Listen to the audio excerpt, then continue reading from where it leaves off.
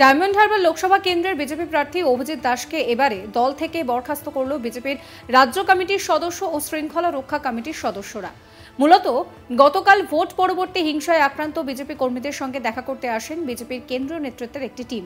সেখানে উপস্থিত ছিলেন না ডায়মন্ড হারবার লোকসভা কেন্দ্রের বিজেপি প্রার্থী অভিজিৎ দাস।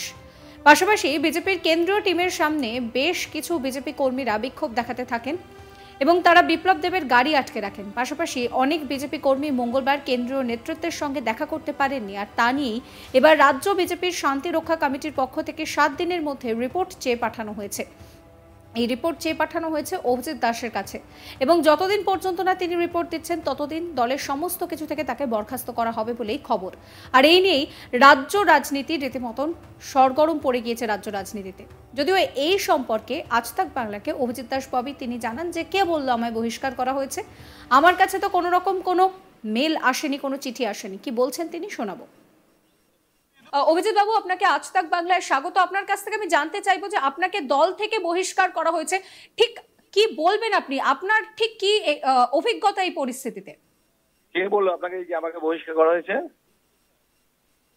সেরকমই শোনা যাচ্ছে। শোনা যাচ্ছে? কই, আমি তো জানি না কিছু।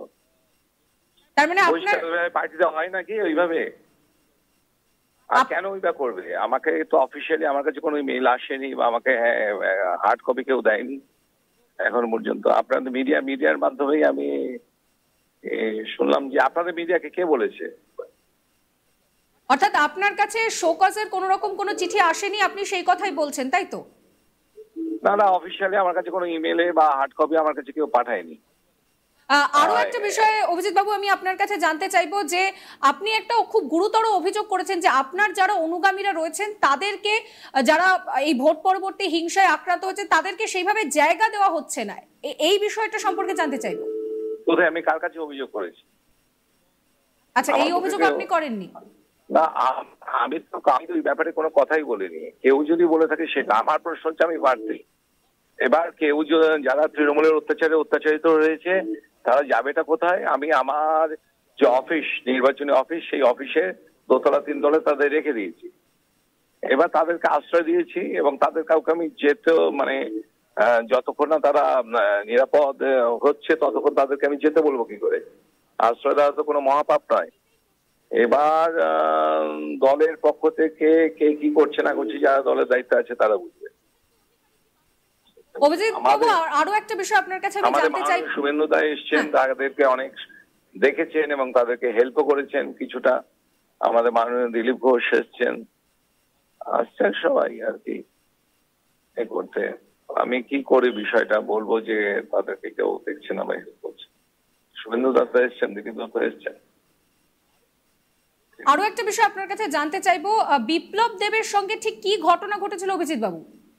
আমি তো ছিলাম না, আমি রাতে ডাক্তারের কাছে গিয়েছিলাম। এখানটায় যেটা পরে এসে শুনলাম যে সেন্ট্রাল কমিটি, কারণ এখানকার যিনি ক্লাস্টার ইনচার্জ নবারুণ নায়ক, উনি আমাকে ফোন করে বলে দিয়েছিলেন যে এই সেন্ট্রাল কমিটি এদের দেখতে আসবে। তা আমি বলে দিচ্ছিলাম ওনারা আসতে পারেন দেখতে। পরে শুনলাম যে ওনারা নাকি আসবেন না, থামবেন না। এবার যারা রয়েছে তারা জানে আসবে বলে স্বাগত জানাতে রাস্তার মুখটায় গিয়েছিল। তারপর তারা কনভয় করে চলে যাচ্ছে। তারপর বিপ্লব বাবুর গাড়িটা ওনারা থামিয়ে দিয়ে রিকোয়েস্ট করছিল। তো উনি বললেন না, ওনারা কোথায় যাবেন, সন্দেশকারী না কোথায়, উনি বলেন পরে আসবো। সেইটাই হয়েছে, এত কিছু হয়নি। আপনারা মিডিয়া এটাকে বিক্ষোভ দেখাচ্ছেন। বিক্ষোভ তো কিছু ব্যাপার না। অভিজিৎ বাবু, যখন আপনি বলছেন যে আপনি দাঁতের ডাক্তারের কাছে গিয়েছিলেন, আপনি ছিলেন না, তাহলে আপনার নাম কেন সামনে আসছে বারবার? দেখুন, কে কি আমার নাম করছে আমি কি বলবো? এখন কেউ যদি ববি ফোবিয়াতে ভোগে, আমি কিছু করতে পারি? বিষয়টা হচ্ছে, যেমন ধরুন মিডিয়াতে আপনারা বলছেন যে আপনাদের কাছে কি সোকল লেটার দেওয়া হয়েছে, সেটা নাকি আপনাদের সামনে এসেছে। সোকল লেটার যদি আপনি আমার পার্টির যদি কর্মী হন, আমি যদি আপনার কাছে সোকল দিই, সেটা জানবেন আপনি, আমি এবং যাকে কপি পাঠানো হবে তারা। তার বাইরে তো নয়। এগুলো তো সিক্রেট ফাইল। তো এই ফাইলটা আপনাদের মিডিয়ার মাধ্যমে কিভাবে আসে? তো কেউ নিশ্চয়ই এটা শেয়ার করেছে। যদি হয় সত্যি হয়, এটা ফেক না অরিজিনাল আমি তো জানি না। আর যদি শেয়ার করে থাকে তো পার্টিকে আমি বলবো যে এটা তদন্ত করা উচিত এবং তার বিরুদ্ধে ডিসিপ্লিনারি অ্যাকশন নেওয়া উচিত। যে পার্টির এই কনফিডেন্সিয়াল ডেটা যদি হয় সত্যি তাহলে সেটা বাইরে কি করে যায়? তাই না? এখন অভিষেক ব্যানার্জির এগেনস্টে মাননীয় শুভেন্দু দা আমাকে বলেছেন ইলেকশন পিটিশন করতে, তার এগেনস্টে আমি অলরেডি হাইকোর্টে কেস করার জন্য ফাইল তৈরি করছি। কারণ এই যে ছাপ্পা দিয়ে ও যে 7 লক্ষের উপর ভোট জিতলো, 14 লক্ষ ভোটে যেতে নিয়ে এটা ভাগ্য ভালো দুর্ভাগ্য। তো সেটা তার এবার এই অভিষেক ব্যানার্জি তো চাইবে আমাকে হ্যারাস করতে। এখন যারা মিডিয়াতে এই চিঠিটা দিয়েছে, এখন কয়লা বা অভিষেকের কয়লা আর গরু পাচারের টাকা কার কি পকেটে ঢুকেছে আমি তো বুঝতে পারছি না। অভিজিৎ বাবু, সেক্ষেত্রে দাঁড়িয়ে আমাদের কাছে যে খবর উঠে এসেছে যে আপনাকে শোকজ করা হয়েছে, 7 দিনের মধ্যে জবাব চাওয়া হয়েছে আপনার কাছে, তার মানে এই পুরো খবরটাই ভুল? রাজ্য নেতৃত্বের সঙ্গে আপনার এই নিয়ে কোনো রকম কোনো কথা হয়নি? না, এখন পর্যন্ত কোনো আমার কাছে অফিসিয়াল চিঠি আসেনি। আজকে আমাদের মিটিং আছে প্রার্থীদের। এই নিয়ে আমার কালিক প্রসেনজিৎ সাহার একটি রিপোর্ট দেখাবো। ডায়মন্ড হারবার লোকসভা কেন্দ্রের বিজেপি প্রার্থী অভিজিৎ দাস ওরফে ববিকে এবার বরখাস্তর নোটিশ জারি করল বিজেপি রাজ্য নেতৃত্ব। বিজেপি শৃঙ্খলা রক্ষা কমিটির তরফ থেকে তাকে একটি চিঠি দেওয়া হয়েছে বলে সূত্রের খবর। যদিও এখনো পর্যন্ত সেই বরখাস্ত নোটিশ অভিজিৎ দাস তিনি পাননি, এমনটাই তিনি দাবি করেছেন।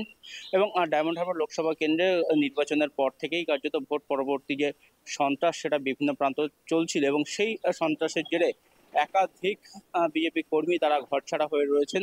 এবং ডায়মন্ড হারবার লোকসভা কেন্দ্র এলাকায় যে ডায়মন্ড হারবার সাংগঠনিক জেলা রয়েছে বিজেপির, সেই সাংগঠনিক জেলা বিজেপির 2 গোষ্ঠীর মধ্যে দীর্ঘদিন ধরেই অশান্তি রয়েছে, কোন্দল রয়েছে। এবং সেই অশান্তি কোন্দলের জেরেই কার্যত এলাকার বেশ কিছু বিজেপি কর্মী সমর্থক তারা ঘরছাড়া হয়ে রয়েছেন। এবং সেই ঘরছাড়ারাও কার্যত এখানে যে 2টি গোষ্ঠী রয়েছে, একদিকে যেমন অভিজিৎ দাস ববির গোষ্ঠী রয়েছে, তেমনি ডায়মন্ড হারবারের যে বিজেপির সাংগঠনিক জেলা রয়েছে সেই সাংগঠনিক জেলা সভাপতিরও একটা গোষ্ঠী রয়েছে। এবং বিষ্ণুপুরে সেই সাংগঠনিক জেলা সভাপতির গোষ্ঠীর লোকজন আক্রান্ত যারা হয়েছেন তারা সেখানে রয়েছেন, তারা ঘরছাড়া হয়ে সেখানে রয়েছেন। অন্যদিকে অভিজিৎ দাসের যারা কর্মী সমর্থকরা রয়েছেন, তার যারা অনুগামীরা রয়েছেন তারা রয়েছেন অভিজিৎ দাসের মঞ্জুশ্রী ভবনে। এবং সেই মঞ্জুশ্রী ভবনে গতকাল বিজেপির কেন্দ্রীয় নেতৃত্ব যারা বিপ্লব দেবের নেতৃত্বে এসেছিলেন ডায়মন্ড হারবার বিস্তীর্ণ এলাকায় যারা নিপীড়িত হয়েছেন তাদের সাথে কথা বলতে, সেখানে আসেননি, তাদের সাথে কথা বলেননি। তারা গিয়েছিলেন জেলা সভাপতির যে জায়গা রয়েছে, যে পার্টি অফিস রয়েছে, সেই পার্টি অফিসে যারা আক্রান্তরা রয়েছেন তাদের সাথে কথা বলতে গিয়েছিলেন। এবং সেই কথা বলার কারণেই কার্যত অভিজিৎ দাসের অনুগামীরা তারা রাস্তায় গাড়ি আটকে বিক্ষোভ দেখান। এবং সেই বিক্ষোভের জেরেই কার্যত দল বিরোধী কাজ অভিজিৎ দাস করেছেন। এবং অভিজিৎ দাস বা ডায়মন্ড হারবার লোকসভা কেন্দ্রের যে প্রার্থী, তৃণমূল বিজেপি প্রার্থী, তিনি দল বিরোধী কাজ করেছেন এমনটাই মনে করছে বিজেপির শৃঙ্খলা রক্ষা কমিটি। এবং তিনি 18 তারিখে যে বৈঠক ছিল কেন্দ্রীয় কমিটির সাথে, যে ডায়মন্ড হারবার সাংগঠনিক জেলার বিজেপি সদস্যদের বিজেপি নেতৃত্ব। সাবস্ক্রাইব করবেন আজ তাক বাংলার ইউটিউব চ্যানেলকে, ফলো করবেন হোয়াটসঅ্যাপ চ্যানেলও।